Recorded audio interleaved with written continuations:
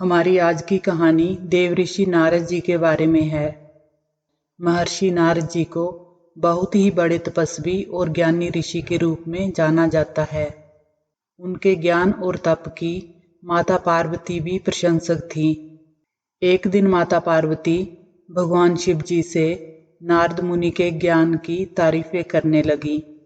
भगवान शिव ने पार्वती जी से कहा कि देवी, आप ठीक कह रही हैं कि नारद बड़े ही ज्ञानी हैं, लेकिन क्या आप जानती हैं कि एक बार नारद को इसी तप और बुद्धि का अहंकार हो गया था और नारद को इसी अहंकार के कारण बंदर बनना पड़ा था। ये बात सुनकर माता पार्वती को बहुत आश्चर्य हुआ। उन्होंने भगवान शिव से पूरी बात विस्तार में बताने के लिए कहा। फिर भगवान शिव माता पार्वती को बताते हैं कि इस संसार में कोई कितना भी बड़ा ज्ञानी क्यों ना हो, लेकिन श्री हरि विष्णु जो चाहते हैं उसे वह बनना ही पड़ता है।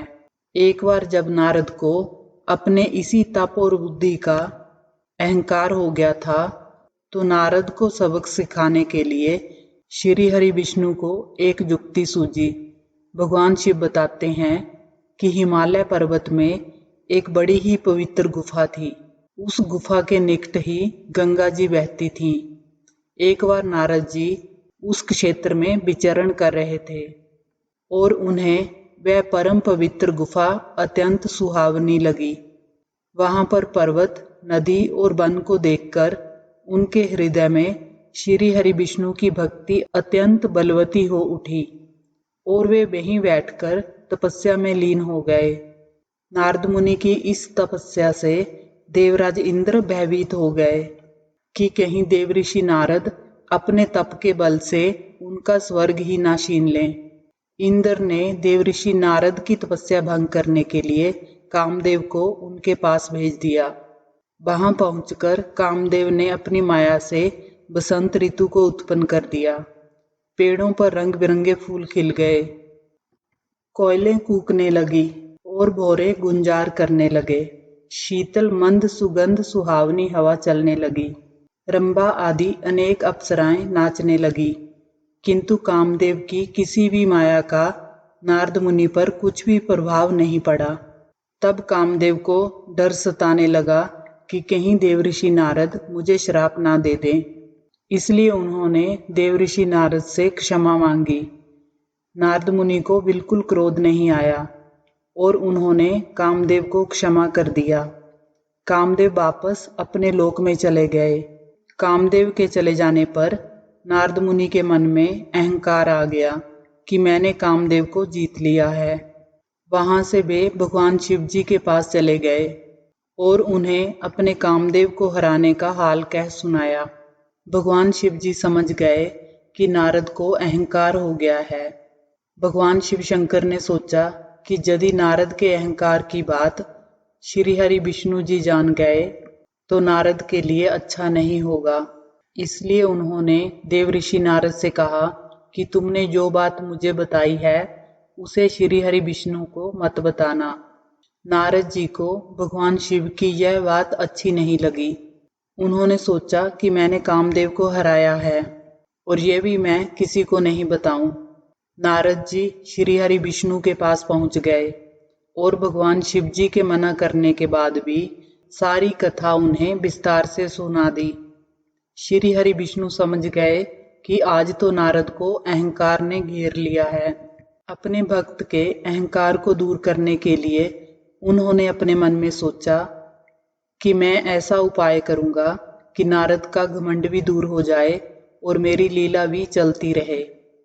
नारद जी जब श्री हरि विष्णु से विदा होकर वहां से चले गए तो उनका अभिमान और भी बढ़ गया। इधर श्री हरि विष्णु ने अपनी माया से नारद जी के रास्ते में एक बहुत ही सुंदर नगर का निर्माण कर दिया। उस नगर में शीलनिधि नाम का वैभवशाली राजा रहता था।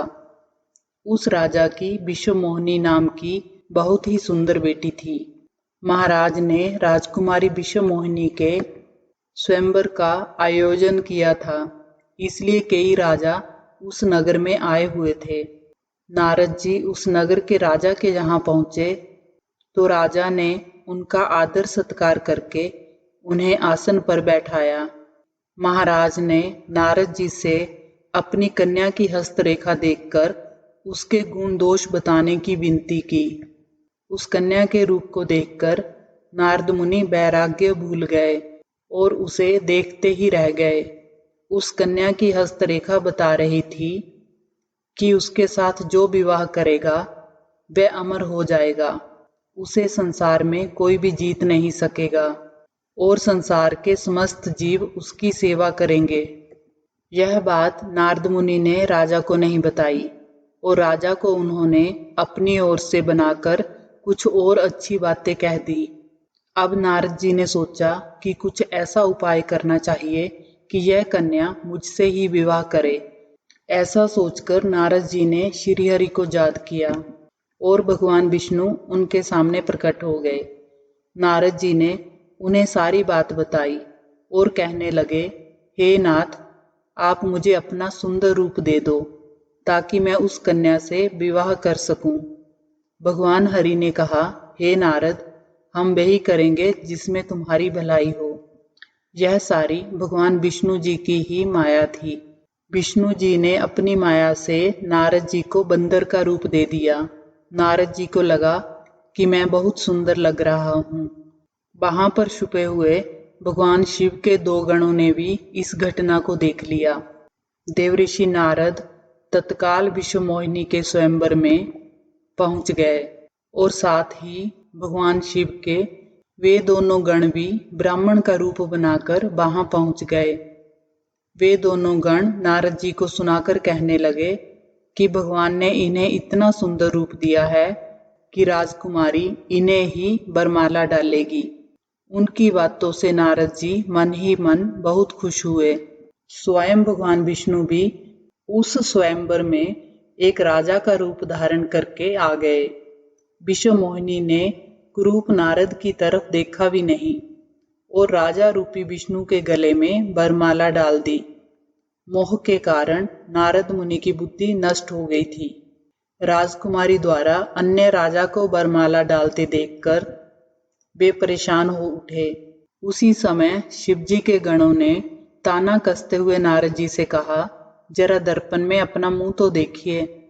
नारद जी ने जल में झांककर अपना मुंह देखा और अपनी क्रूरता को देखकर वे गुस्सा हो उठे। गुस्से में आकर उन्होंने भगवान शिव के उन दोनों गणों को राक्षस हो जाने का श्राप दे दिया। उन दोनों को श्राप देने के बाद जब नारद मुनि ने एक बार फिर से जल में अपना मुंह देखा तो उन्हें अपना असली रूप फिर से मिल चुका था। नारद जी को अपना असली रूप वापस मिल गया था, लेकिन उन्हें भगवान विष्णु पर बहुत गुस्सा आ रहा था, क्योंकि भगवान विष्णु के कारण ही वह सबकी नज़र में मजाक बन गए थे। वे उसी समय भगवान विष्णु जी से मिलने के लिए चल पड़े। रास्ते में ही उनकी मुलाकात भगवान विष्णु जी से हो गई। विष्णु जी के साथ लक्ष्मी जी और विश्वमोहिनी भी थी। उन्हें देखते ही नारद जी ने कहा, आप दूसरों की खुशियां देख ही नहीं सकते। आपके भीतर तो ईर्ष्या और कपट ही भरा हुआ है। समुद्र मंथन के समय आपने भगवान शिव को बावला बनाकर विष और राक्षसों को मदिरा पिला दिया और स्वयं लक्ष्मी जी और कौस्तुभ मणि को ले लिया। आप बड़े ही धोखेबाज और मतलबी हो, हमेशा कपट का व्यवहार करते हो। हमारे साथ जो किया है उसका फल जरूर पाओगे। आपने मनुष्य रूप धारण करके विश्वमोहिनी को प्राप्त किया है, इसलिए मैं आपको श्राप देता हूँ कि आपको मनुष्य जन्म लेना पड़ेगा। आपने हमें स्त्री से दूर किया है, इसलिए आपको भी स्त्री से दूरी का दुख सहना पड़ेगा। और आपने मुझको बंदर का रूप दिया, इसलिए आपको बंदरों से ही मदद लेनी पड़ेगी।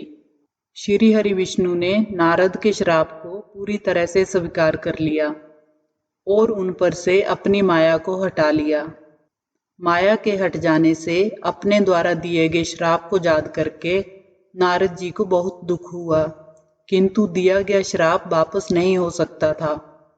इसलिए श्री हरि विष्णु को श्री राम जी के रूप में मनुष्य बनकर अवतरित होना पड़ा। भगवान शिव के उन दोनों गणों ने जब देखा कि नारद अब माया से मुक्त हो चुके हैं, तो उन्होंने नारद जी के पास आकर और उनके चरणों में गिरकर कहा, हे मुनिराज, हम दोनों भगवान शिव के गण हैं। हमने बहुत बड़ा अपराध किया है, जिसके कारण हमें आपसे श्राप मिल चुका है। अब हमें अपने श्राप से मुक्त करने की कृपा करें। नारद जी बोले, मेरा श्राप झूठा नहीं हो सकता, इसलिए तुम दोनों रावण और कुंभकर्ण के रूप में महान, ऐश्वर्यशाली, बलवान तथा तेजवान राक्षस बनोगे और अपनी भुजाओं के बल से पूरे विश्व पर विजय प्राप्त करोगे। उसी समय भगवान विष्णु श्री राम के रूप में मनुष्य शरीर धारण करेंगे। युद्ध में तुम दोनों उनके हाथों से मारे जाओगे और तुम्हारी मुक्ति हो जाएगी। नारद मुनि के श्राप से ही भगवान विष्णु को भगवान राम के अवतार के रूप में जन्म लेना पड़ा था। जब भी किसी देवता, राक्षस या फिर इंसान को तप, बुद्धि या फिर पौरुष का अभिमान हुआ है, तो उसका फल भोगना ही पड़ा है। दशानन रावण को भी अपने ज्ञान और बल के अहंकार होने पर भगवान श्री राम के हाथों मौत मिली। आपको ये कहानी अच्छी लगी हो तो वीडियो को लाइक करें, चैनल को सब्सक्राइब करें। धन्यवाद।